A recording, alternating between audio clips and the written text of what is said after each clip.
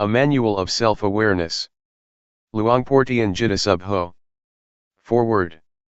Throughout the 30 years of his teaching, Pun Intapu, later known as Luangpor Teean Jita Subho, pointed out the true essence of truth which is latent in everyone without exception, regardless of nationality, religion, sex, or age.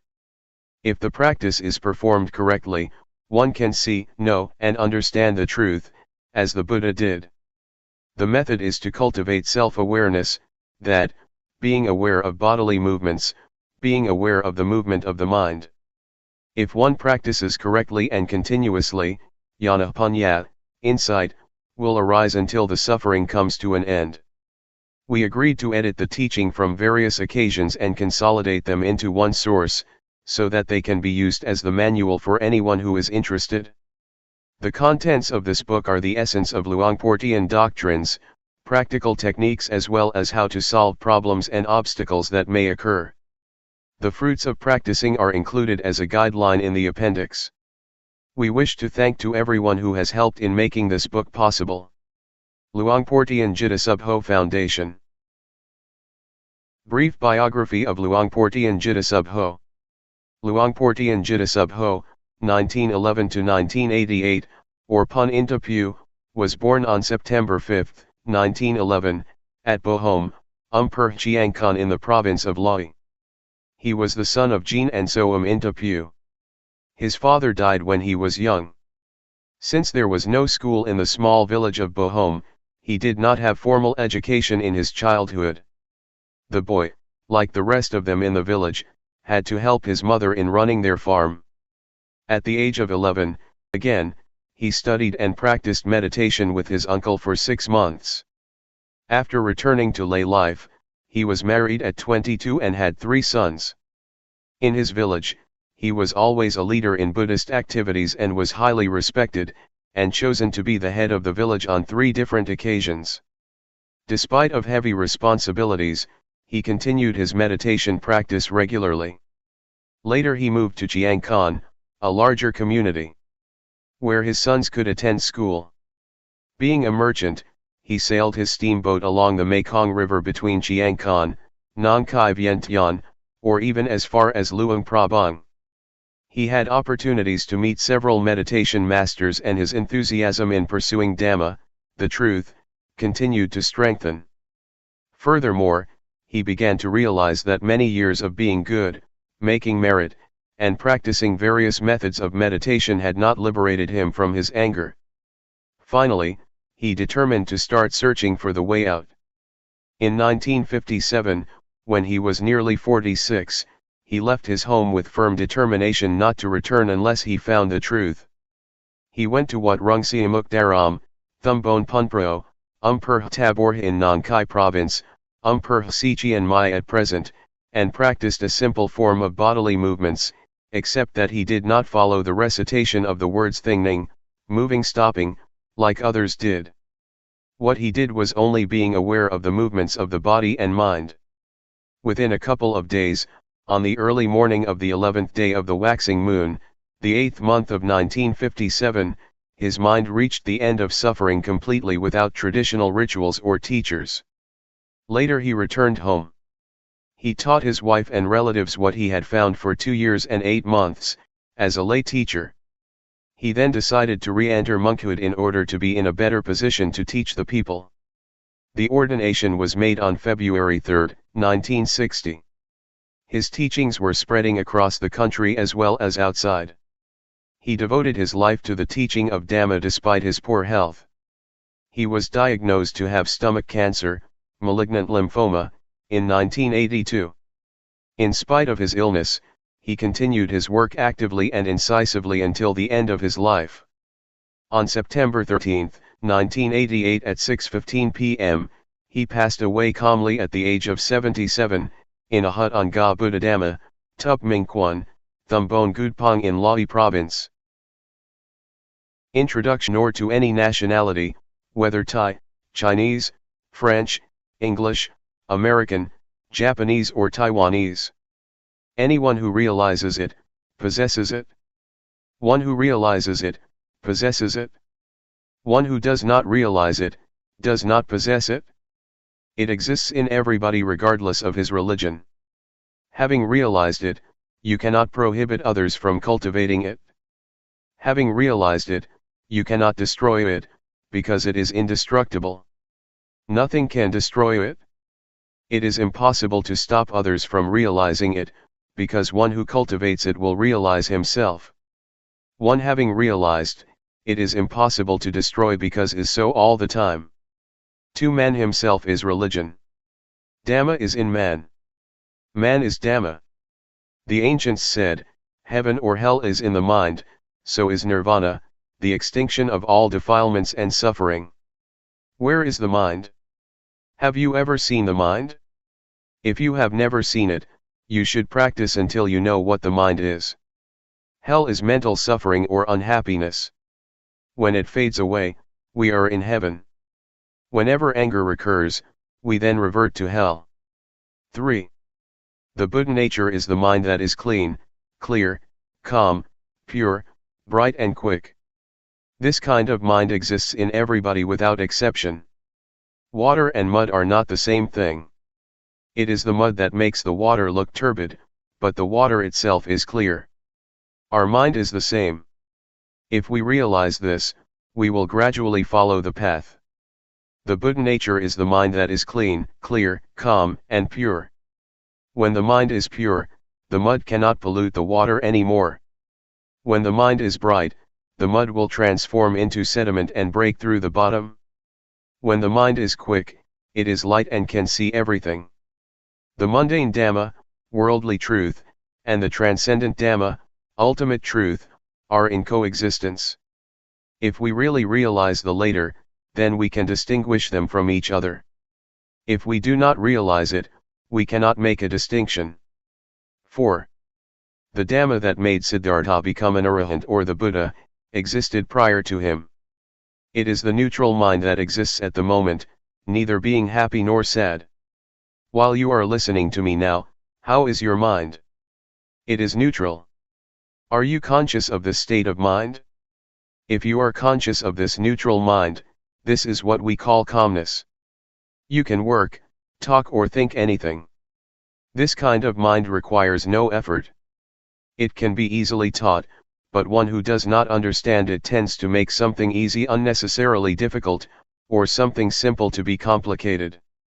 This neutral mind is natural and requires no effort. Everybody has this kind of mind, but we have never looked before. It is called upekkha, equanimity. 5. Man is born to think. He thinks this and that endlessly. Thoughts flow all the time like a stream. Thought is the quickest thing. It is quicker than lighting or anything. Suffering arises because we do not see thought. Thought itself is not suffering. When thought arises, we do not see, know, and understand it simultaneously, so greed, anger, or delusion arises and brings us suffering. In fact, there is no greed, anger, or delusion. They occur because we do not see the source of the mind. 6. So let us cultivate self-awareness. When thought arises, we see, know, and understand it. It is sati samadhi panya, awareness, attention, insight. We call it self-awareness. Whenever we are aware, thought cannot concoct. If we do not see it, it will concoct endlessly. This method is the shortest way to sudden enlightenment. Part 1. Cultivating self-awareness. Self-awareness. Let us be aware of the movements of the body, for example, while we are blinking, be aware, while we are breathing, be aware. When thought arises, be aware. This is what we call sati, or self-awareness. Self-awareness is invaluable. We cannot buy it, nor can anyone cultivate it for others. For example, when I am clenching my hand, is anyone conscious of my feeling? No one is. Outwardly, you can see I am making a fist, but you are not conscious of my feeling. Similarly, when someone is making a fist, I can see but I am not conscious of his feeling. Rhythmic movements. There are certain techniques to do certain jobs in order to achieve the end. In the same way, the cultivating of self-awareness to achieve sati, samadhi, panya, awareness, attention, insight, needs technique too. Do not sit still. Move rhythmically all the time. Do not close your eyes. You can sit in any position or on a chair, stand or lie down. Now I will suggest the method to you. See illustrations. First, rest the hand's palm down on the thighs. Second, turn the right hand onto its edge, be aware, do it slowly, then stop. Do not say to yourself turn the right hand, being aware is enough. Third, raise the right hand up, be aware, then stop. Fourth, lower the right hand to rest on the abdomen, be aware, then stop. Fifth, turn the left hand onto its edge, be aware, then stop. Sixth, raise the left hand up, be aware, then stop. Seventh, lower the left hand to rest on the right hand, be aware, then stop. Eighth, move the right hand up to rest on the chest, be aware, then stop. Ninth, move the right hand out, be aware, then stop. 10th, lower the right hand onto its edge on the thigh, be aware, then stop. 11th, face the right palm down, be aware, then stop. 12th, move the left hand up to rest on the chest, be aware, then stop. 13th, move the left hand out, be aware, then stop. 14th, lower the left hand onto its edge on the thigh, be aware, then stop. 15th, face the left palm down, be aware, then stop. This is a practical way of cultivating self-awareness. We do not have to study the scriptures because they are only words. Studying the scriptures is not the way to enlightenment. This practice is the way to enlightenment. There are 8 steps of rhythmic movement in standing, 7 steps in sitting down. We should also be aware in other positions, such as lying on our left side, right side, or lying flat on our back, getting up from the left side, from the right side, and from lying flat on our back. You should cultivate self-awareness frequently. Walking back and forth, Jungama walking. After sitting for a long time, which may cause pains and aches, we can change the position to the walking back and forth. After walking for a long time, we can change to the sitting posture.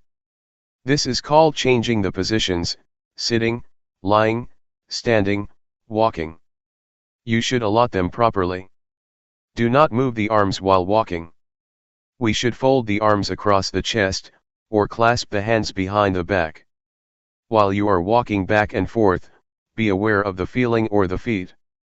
It is not necessary to say to yourself, right foot moves, left foot moves. Do not walk too fast or too slow, walk naturally. Be aware while you are walking. If you walk without self-awareness, it is useless. Cultivating self-awareness in daily life. To cultivate self-awareness, we must practice as much as possible. We can practice even when we get in a car, or on a bus. While we are sitting on a bus or in a car, we lay our hand on the thigh, and turn the palm up and down, or we run the thumb over the fingertip, or we make a fist and open it repeatedly. Do it slowly and be aware.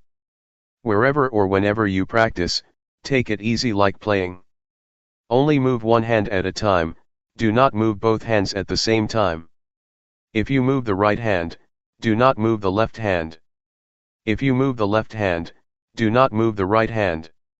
Someone might say, I am very busy.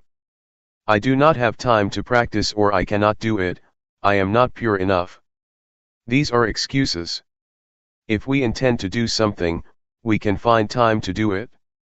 Whatever we do, be aware. For example, if you are a teacher, when you pick up a pen, pick it up with awareness. While you are writing, be aware. This is the natural way of cultivating self-awareness, learning Dhamma with nature. While you are having a meal, pick up the spoon, be aware, take the food into your mouth, be aware. While you are chewing food, be aware, swallowing food, be aware. Practice continuously like a chain. I guarantee the teachings of the Buddha, and the method I teach. I guarantee what I am saying, if you are serious enough and practice continuously, like a chain or the hands of the clock that rotate all the time. To practice continuously like a chain or like the rotating hands of the clock, does not mean that you have to cultivate self-awareness, by doing rhythmic arm movement, or walking back and forth all the time. The word to practice all the time means to be aware while doing all daily tasks, washing clothes, sweeping floor, cleaning house, washing dishes, writing, or buying and selling, just be aware. This awareness will accumulate little by little like the raindrops fall into a good container, and fill it to the brim. When we walk forwards or backwards, move the hand in or out, be aware. When we go to bed, we can make a fist and open it repeatedly until we fall asleep. When we wake up, we should continue our practice. This is called cultivating self-awareness. Summary. Practice the rhythmic movements continuously like a chain, as the Buddha taught. Be aware of it at every moment, standing, walking, sitting, lying, bending or stretching. When you practice the rhythmic movement, turning the palm up and down, raising the hand, lowering the hand, be aware. When you are nodding, and raising your head, be aware, leaning to the left, leaning to the right, blinking the eyes, opening the mouth, breathing in and out, be aware. When thought arises, be aware. Be aware of the movements all the time. Do not sit still. This is the technique of cultivating self-awareness. The essence of practice, a handful leaves Dhamma, is being aware of the movement of the body and the movements of the mind. I guarantee, if you practice continuously and seriously as I have taught, in at most 3 years, suffering will end. It may take only 1 year. For some people it may take only 1 to 90 days. The result is that suffering will decrease, or cannot disturb you anymore. Part 2. Walking on the path. Be sure that our objective in practicing Dhamma is self-knowledge. We should start from the basic stage and go step by step as the Buddha taught. If we do not follow this way, there will be no progress in our practice. Basic stage. For the beginners, doing rhythmic arm movement is better than walking back and forth. Move the arm rhythmically, slowly, gently, and lightly. When it stops, be aware of it. When it is moving, be aware of it. If you move the arm too fast, you cannot catch up with the bodily feeling that arises, because the awareness is not strong enough. We should practice continuously, regardless of tiredness. If we think we are tired and take a break, there will be no chain of continuity. After you have realized something called Rup-Nam, body-mind, then you can walk back and forth. You must really realize it. When thoughts arise, do not stop them. Let them flow, do not follow them but come back to Rup-Nam. Always be aware of Rup-Nam. Sometimes, Piti, rapture, will arise. Piti will carry us away from being aware of Rup-Nam. As long as we are not aware of Rup-Nam, our mind will be gradually dulled. Thoughts will arise, let them arise freely. You might feel dizzy or suffocated, if you suppress them. Be relaxed, do not worry whether you are aware or not. The first stage that one will realize is Rup-Nam objects. These are Rup, body, Nam, mind, Rup acting, Nam acting, etc. See the appendix. One should review backwards and forwards, over and over. While we are reviewing these objects, thoughts will arise. Let them go. Whenever we are aware, the mind will stay with Rup-Nam objects. Review them backwards and forwards, until they are embedded in the mind.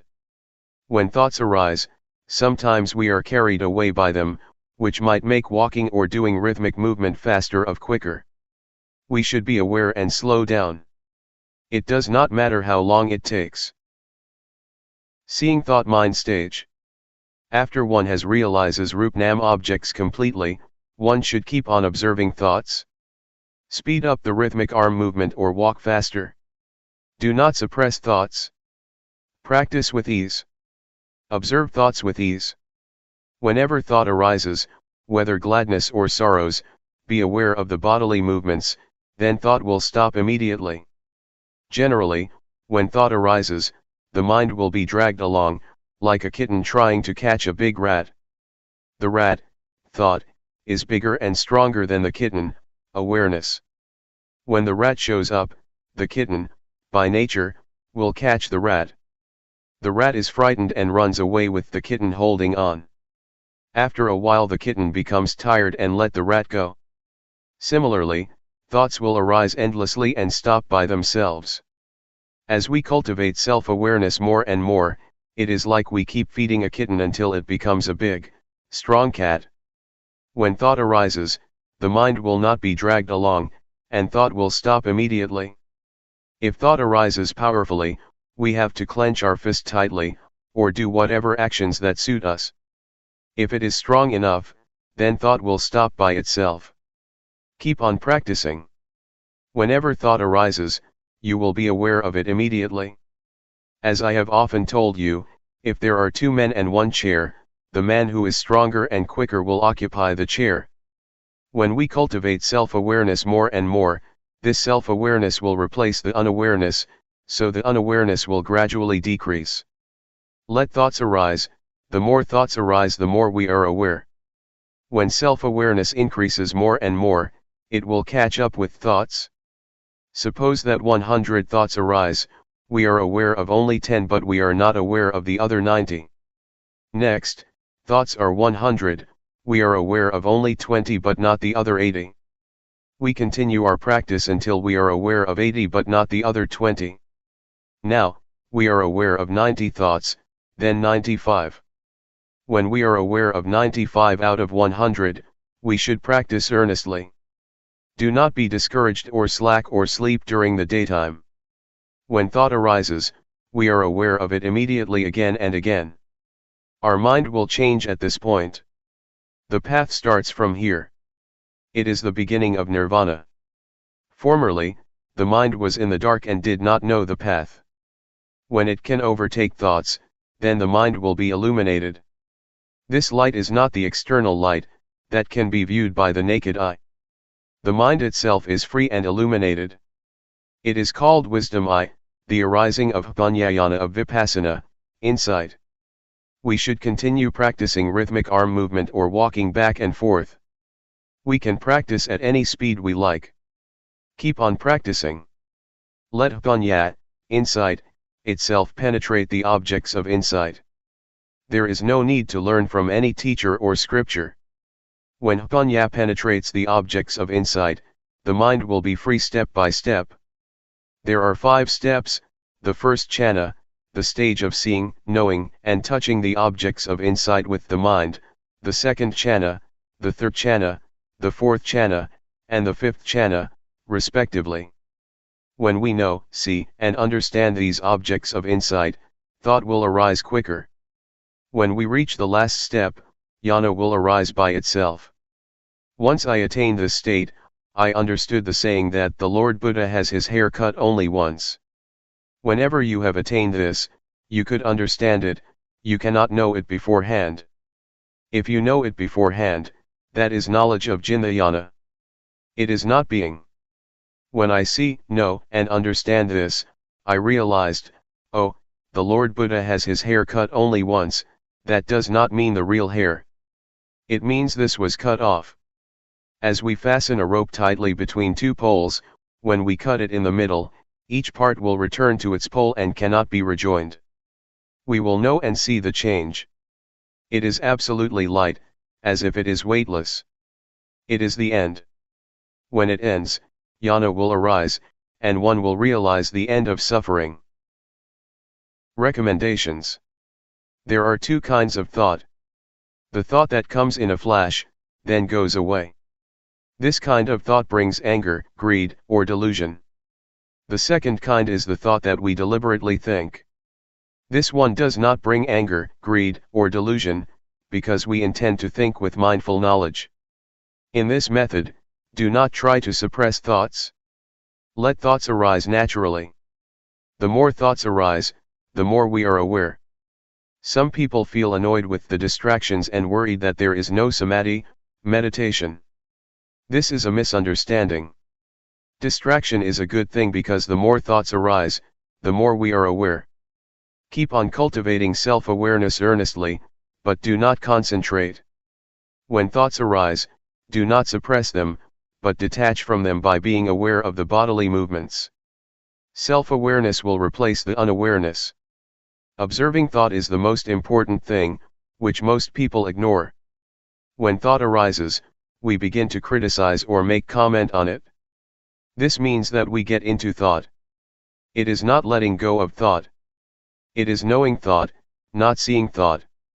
If we keep observing thoughts without any bodily movement, when thoughts arise, we will get into them easily. Therefore, it is necessary to be aware of the bodily movements. When thought arises, we will see, we will know. Whenever we see ghosts, deities, Buddha images, crystal balls, or even the Lord Buddha, that is not true seeing. It happens because the mind wanders away.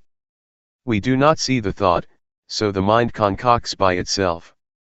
It concocts because we do not see the source of thoughts.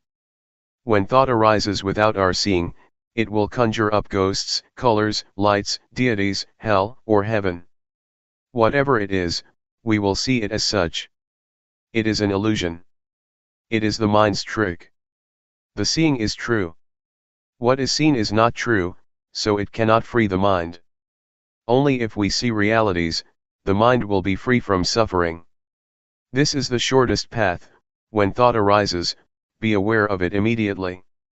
This is the authentic Dhamma practice. Doing the rhythmic movement is only the technique, which can help to see thought. Part 3. Obstacles and Solutions. There are some obstacles in this method. I will recommend you how to solve these obstacles that may occur to the practitioner. Strain, dizziness, giddiness, suffocation. When we first begin our practice, we tend to concentrate. We want to know, see, be, and have. This is not the right understanding. If you know, see, be, and have, you might get strain, dizziness, giddiness, or suffocation. This is not the correct practice.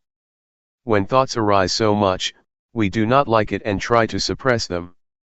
This brings us trouble. The correct method is practicing with ease. Look far away and cultivate self-awareness lightly and gently. Do not concentrate. Move or walk comfortably and rhythmically with awareness. Drowsiness.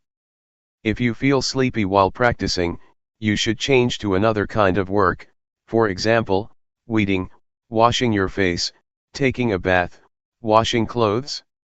We should find a way to avoid the obstacle. Calmness under unawareness. Calmness under unawareness is called BT, rapture, clinging to calmness. This is an obstacle. The cultivating of self-awareness is not to obtain this kind of calmness, but always be aware of the movements. Vipassana. After we have attained Rup-Nam objects, this is the end of the basic stage. Someone will stop practicing because he thinks that he has attained the highest Dhamma. At this stage, knowledge will arise endlessly and we will be proud of this knowledge. When thoughts arise, he does not see them, and then gets into them. One who attaches to Vipassana will be talkative and arrogant.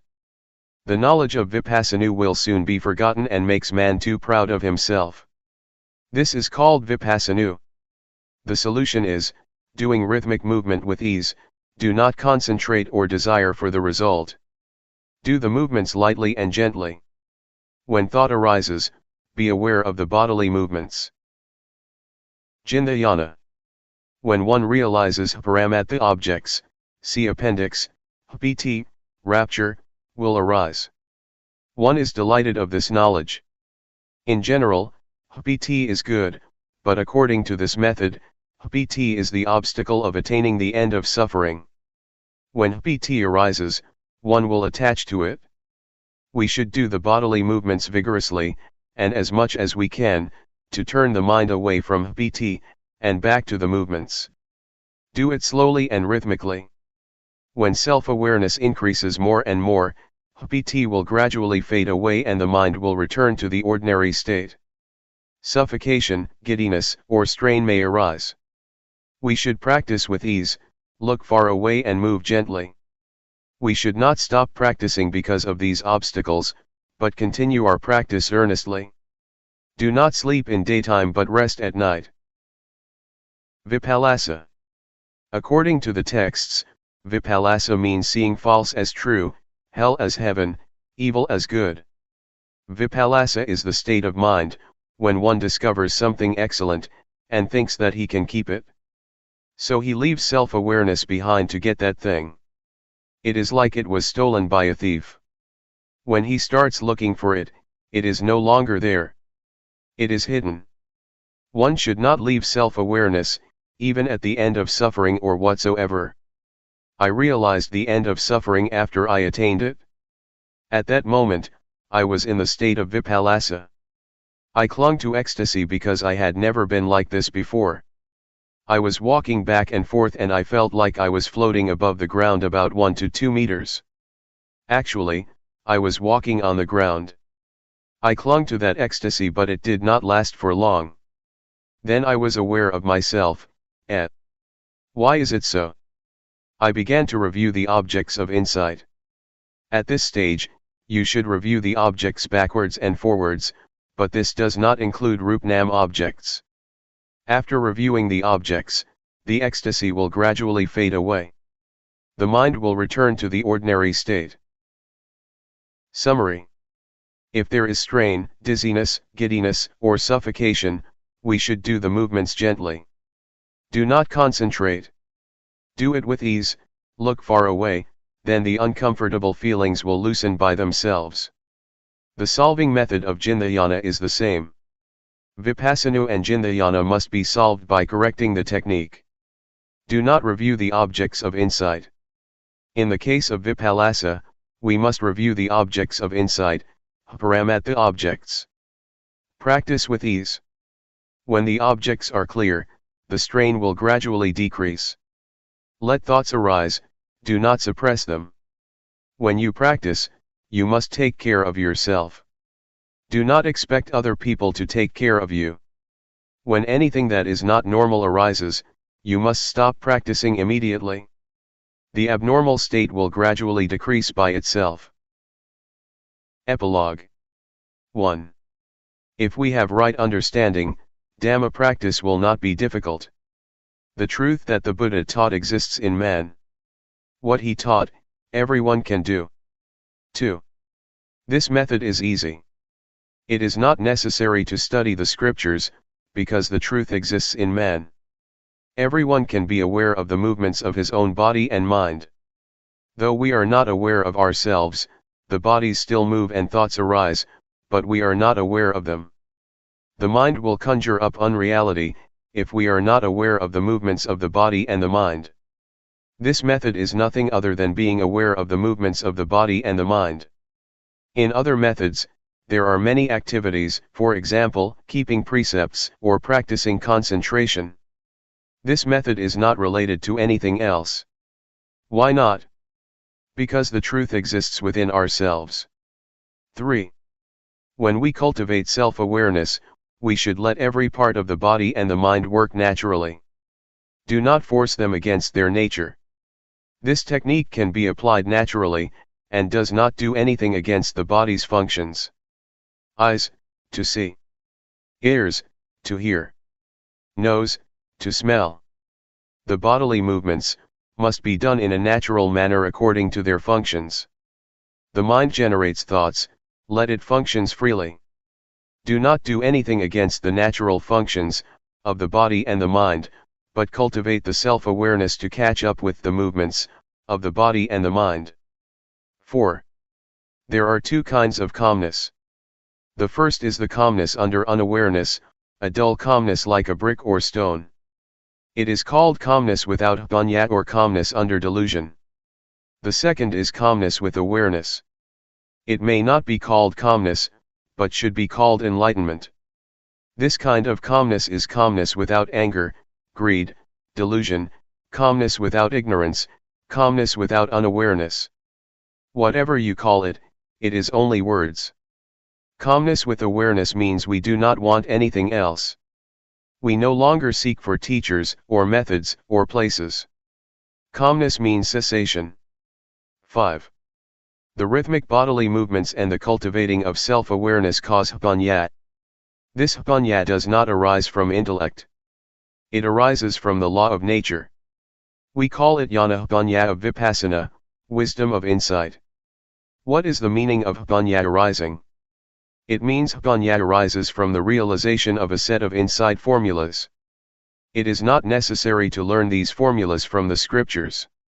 This set of insight formulas means success which is within the formulas themselves, as diamond buried in the mud, after being sifted, only the diamond remains.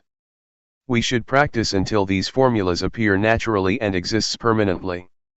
Everybody has the set of formulas within himself.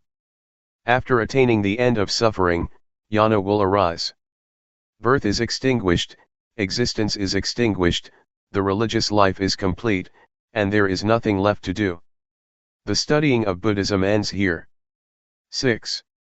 Cutting the hair only once means, the body returns to its original state, and the mind returns to its original state by the law of nature. This is neither long nor short. It is insipid, wonderful, and respectable. You have never attained it before. Dhamma is not what you can imagine, you have to practice until attaining the state of being. Everyone should keep in mind that if we do not attain this state, when we are nearly died, about 1 to 2 seconds to 5 minutes before the last breath, we will experience this, then our breathing stops. This is the truth, the ultimate truth. Everyone must die and will experience this. If we do not realize this, we will live in the mundane world. If we realize this, it is the way out. When we see this, birth extinction state, we will realize the state of dying. It must be like this. We will know how to die. Everyone must come to this point.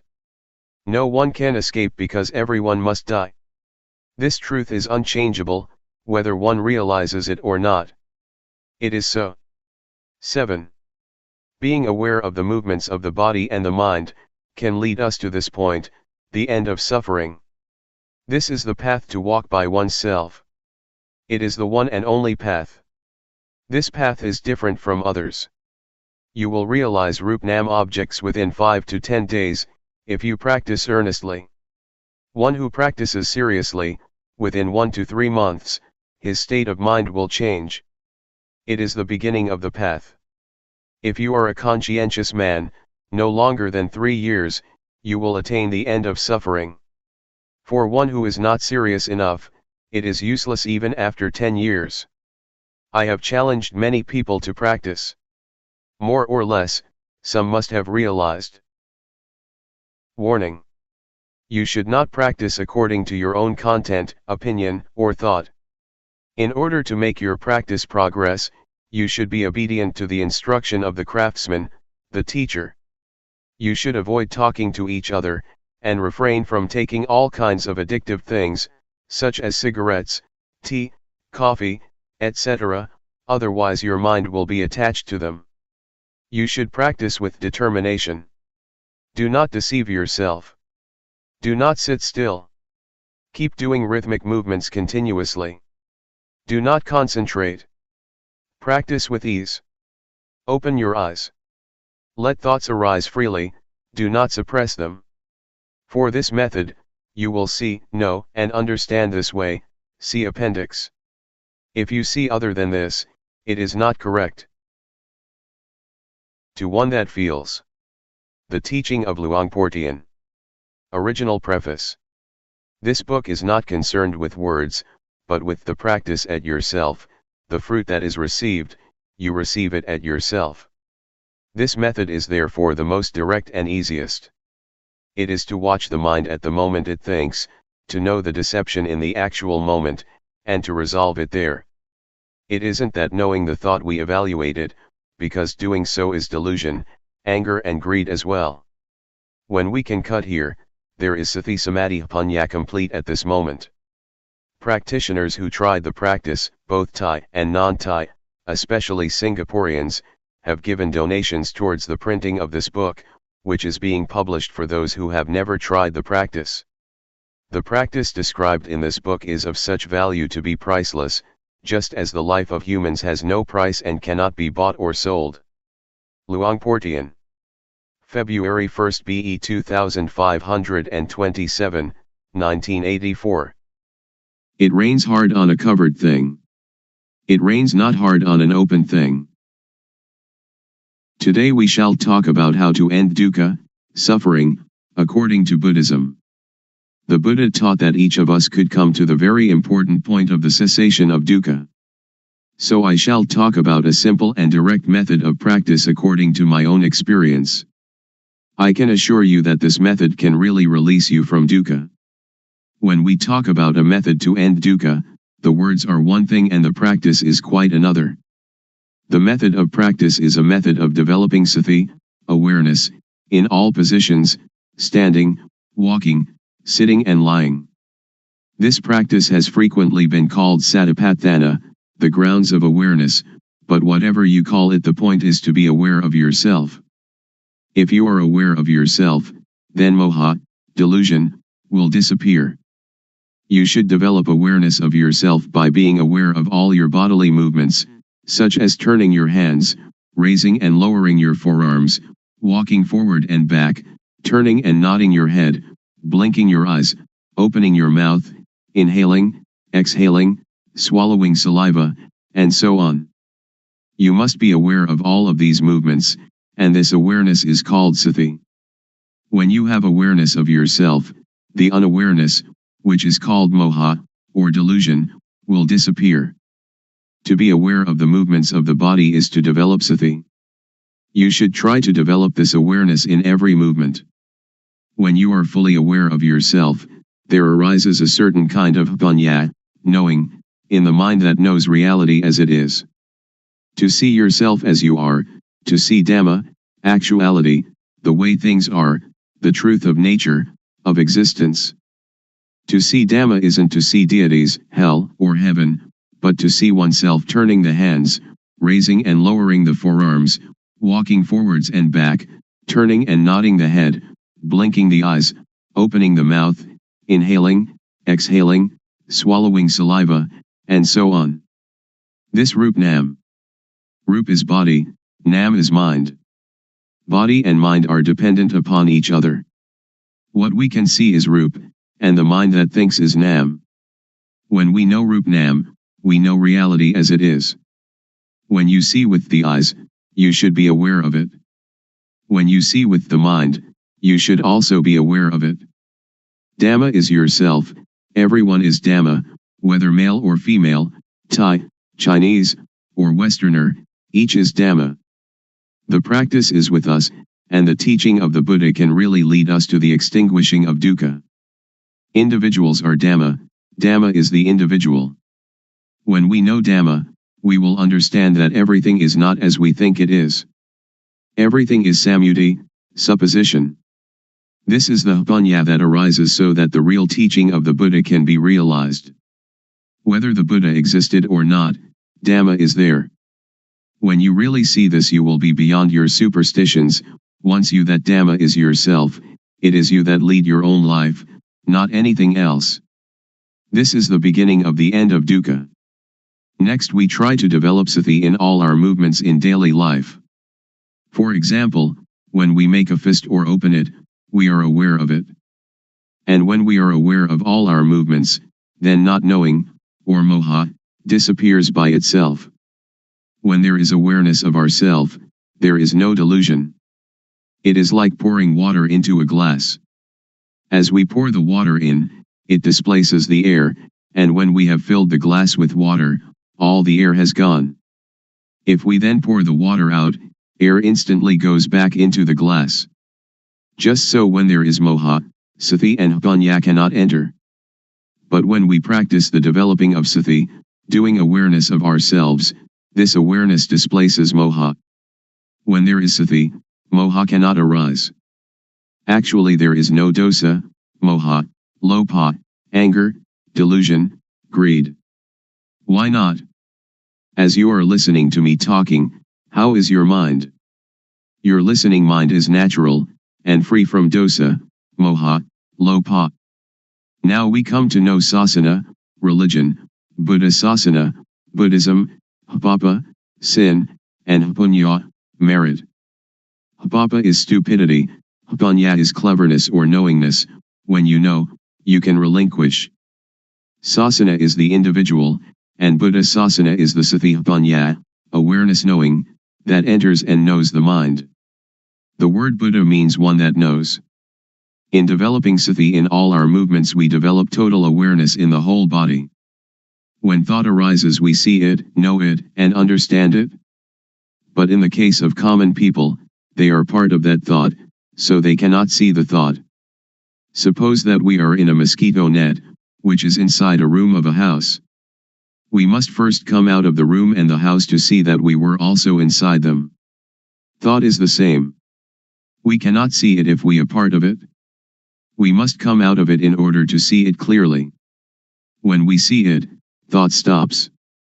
It is just like bringing a cat into our house to get rid of the rats that are disturbing us. Cats and rats are enemies by nature.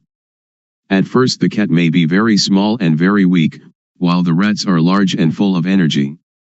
So if the cat pounces on a rat, it is dragged along as the rat runs away, and, after holding on for a while, it must let go. We cannot blame the cat, but we must feed it. We feed the cat often, and soon it is very energetic and very strong. Then, when the rats come, the cat can get them. When the rats are caught they die of shock at once, before the cat eats them. Thought is the same. If we develop sati, then when thought arises we become aware of it, and it stops. The thought does not continue, because we are aware of it. It disappears because we have sati, samadhi, setting up the mind, steadiness of mind, and panya all together at that moment. Sati, or awareness, means to be alert like a cat watching for rats. When thought arises we do not have to be a part of it. It will arise and disappear by itself. When there is sati, there is no moha. When there is no moha there is no dosa, moha, lopa. This is called namrup, nam thinks, and we know the deception, we know it in time, we know the protection, we know the cure, just this is sati. Sila, keeping moral precepts, is normality. Sila is the result of a normal mind. This is the same as sati, samadhi, panya. The method to develop the total awareness that can end dukkha, as I understand it, and as I believe the Buddha taught, is to practice in our daily life. So we need not sit cross-legged with eyes closed. If we sit like that we cannot work. If a thief comes, he will succeed in robbing us, so we should open our eyes, and then we can work at any kind of work and all the time we can practice the developing of sati. Whether we are students, teachers, parents, sons, daughters, policemen, soldiers, or government officials, all of us can fulfill our responsibilities while practicing developing sati. Everybody can do their duty practicing developing sati. How? Since we do not sit with eyes closed, we can go on with our duties and see our mind at the same time. The mind has no real self. As soon as it thinks, we see it, we know it, we understand it. To develop sati is to shake the knowing element of a person. Everybody has the reality in their own mind, but if we cannot see it we do not understand it, but it is still there. Now if we look we see it. When we see like this, it is called seeing Dhamma. Seeing this kind of Dhamma can get rid of dosa, moha, lopa. Magga, the noble path, is the way of practice leading to the cessation of dukkha. The way of practice is to be aware of thought. Our body works according to our duties and responsibilities, but our mind must see thought. Dukkha arises and, because we do not see it, it conquers and enslaves us, it sits on our head and slaps our face, but if we can see it, know it, and understand it, then it cannot defeat us. Dukkha is like a leech that attaches itself to us and sucks our blood. If we try to pull it off, it is stubborn, it resists, and we hurt ourselves more. But if we are clever, we simply use water mixed with tobacco leaf and lime, and squeeze the water onto the leech.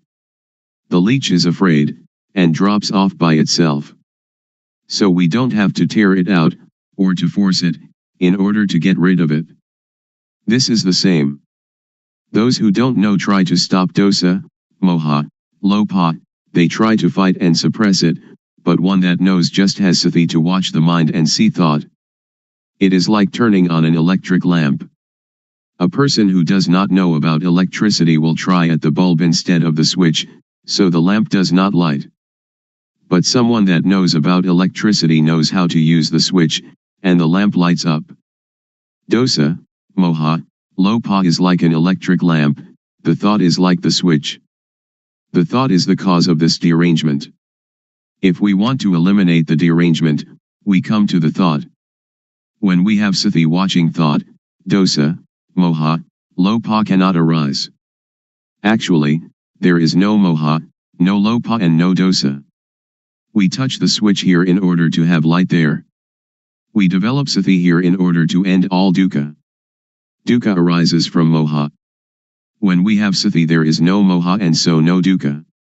When we move our hands we feel, and the awareness of this feeling is sati, and when we have sati we are separate from thought and can see thought. You should not pay so much attention to the movement, but use sati to watch conceptual thought. Just passively see the thought, do not stare at it. When thought arises, let it pass away. Actually there is no moha. Moha arises when we are not aware. It is like when we build a new house, there are no rats, but when we fill the house with things the rats come. Sometimes, when people criticize or blame us, we feel disappointment. In this practice, awareness of the disappointment will arise at the same time, like the cat catching a rat. When we can maintain our mind in this way, dosa, moha, lopa cannot arise. When thought, suffering, or confusion arise, do not try to stop it, but observe it, and we will understand its nature. As soon as thought arises, sweep it away immediately and come to be with the awareness. Thoughts, suffering, confused mind, they will go by themselves. Any time that thought arises we know it, even while sleeping. When we move our body while sleeping we also know it. This is because our awareness is complete. When we see thought all the time, no matter what it thinks, we conquer it every time. Those that can see thought are near the current to nibbana, extinction of dukkha. Then we will come to a point where something inside will arise suddenly. If the thought is quick, upanya will also be quick. If the thought or emotion is very deep, upanya will also be deep. And if these two things are equally deep and collide, then there is the sudden breaking out of a state that is latent in everybody. With this occurrence the eyes, ears, nose, tongue, body, and mind are detached from sights, sounds, smells, tastes, touches, and mental objects. It is like uncoupling the drive mechanism of car. When the parts become independent of each other, the car, although it still exists, can no longer be driven. When this state occurs we do not die. We can still work according to our duties. We can eat, drink and sleep. But now, by the law of nature everything is void, and this is the unchangeable law. Suppose there is a rope drawn tightly between two posts, and we cut it in the middle, so that the rope falls apart. If we want to tie it together again, we cannot. If we untie it from a post to tie it in the middle, then we cannot tie it to the post again. This is like the six senses of one that realizes their original nature. When their eyes make contact with an object there is no attachment, just as a screw that is stripped, without threads, cannot become attached. All of the Buddha's teaching aims to put an end to dukkha. If we do not understand this, we will be in doubt about his teaching, and speculation about rebirth, heaven, hell, and so on, speculation that should be ignored, will plague our mind. The teaching of Buddha is timeless, and is not limited by language, race, nationality, or religion. According to the Satipatthana Sutta, if you practice Satipatthana continuously, like a chain, that is, to develop sati at all moments, then arahata, extinction of dukkha, or the attainment of the anagami, non-returner, can be expected within 7 years. Or in as short a time as 7 months or even 7 days. If you develop sati according to the method I have explained, and have sati continuously like a chain, then in at most 3 years dukkha will be diminished by 60%, and in some cases completely eliminated. Some may achieve this in as little as 1 year or even 90 days. There is no gladness or sorrow, contentment or discontent. This way to the cessation of dukkha is an easy way. It is difficult because we do not really know. Therefore we have doubt and lack of confidence. When we are confident in every step of practice, it is not so difficult. You can practice it anywhere, but you should really know the practice. If you can assure yourself, then you have a refuge in yourself. Religion means this refuge. If you study books for many years, it will still be theory. But if you really practice, it will not take you so long, and you will know it much better than the theorists. In the Pali texts there are 2 important mental capacities, the first is sati, calling to mind, and the second sampashanya, awareness of oneself. When you are aware of the movements of your hand, you have both sati and sampashanya. The fruit from doing this is very great, it is incalculable.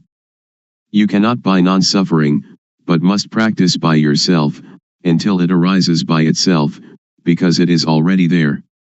Making merit and keeping precepts are like unhusked rice, which is inedible, but useful because we can use it to grow next year's crop. Making ourself calm is like husked but uncooked rice, and is still inedible. There are 2 kinds of calmness.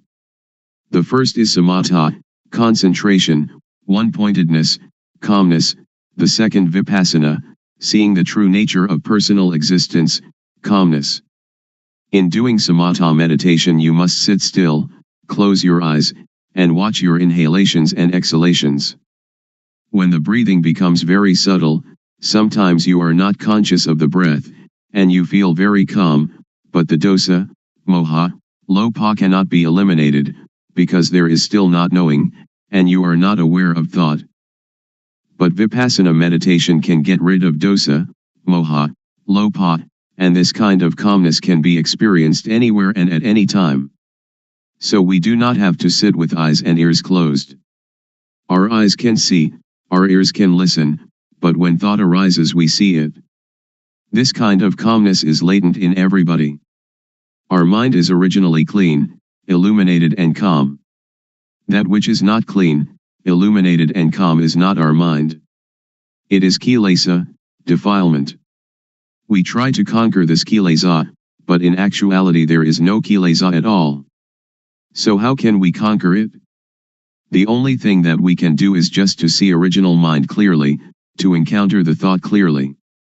When we see the mind clearly, there is no moha. The word clean indicates the mind's natural state, not stained or covered by anything. We have satipanya penetrate into the mind and see it, knowing it to be stable and unaffected by anything. This is the cleanness of the mind. The illumination of the mind is like having a bright light that allows us to go in safety wherever we may go.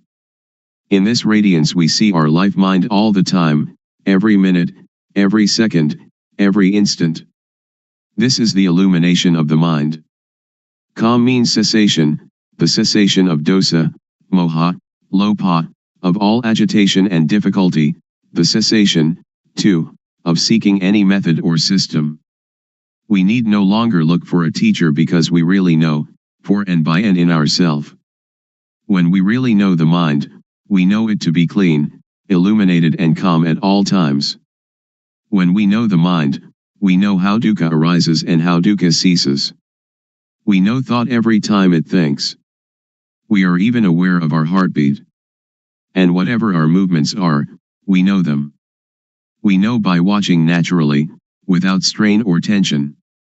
The knowing is very quick, it is quicker than lightning, quicker than electricity, quicker than anything.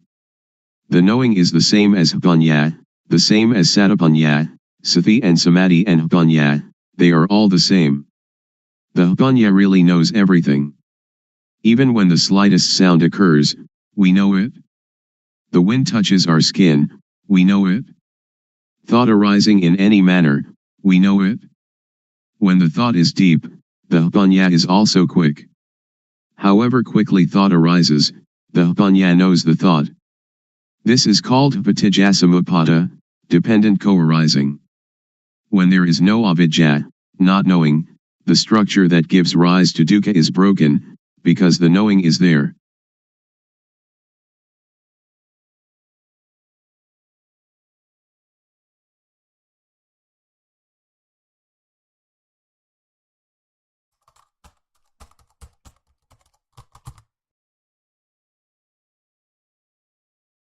May all beings be at ease. Whatever living beings there may be, whether they are weak or strong, omitting none, the great or the mighty, medium, short or small, the seen and the unseen, those living near and far away, those born and to be born. May all beings be at ease.